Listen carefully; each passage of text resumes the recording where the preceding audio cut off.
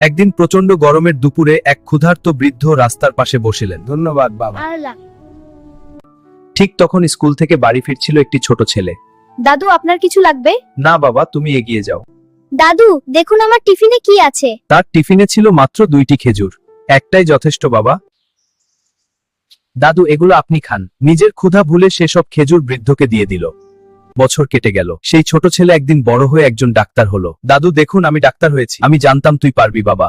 দাদু, ছোটবেলায় আমি আপনাকে 2টা খেজুর দিয়েছিলাম। ছোট একটি দান একদিন বড় হয়ে মানুষের জীবনে ফিরে আসে। বাবা, তুমি আমার জন্য এত কিছু করলে কেন? ছোট একটি ভালো কাজও একদিন মানুষের জীবনে বড় হয়ে ফিরে আসে। আল্লাহ তোমাকে সুখে রাখুক বাবা, তুমি খুব ভালো মানুষ। ধন্যবাদ। একটি ছোট দয়া মানুষের জীবনে বড় আশীর্বাদ হয়ে ফিরে আসে। আপনি এখন অনেক ভালো আছেন। হ্যাঁ, আপনার সেবার জন্য ধন্যবাদ।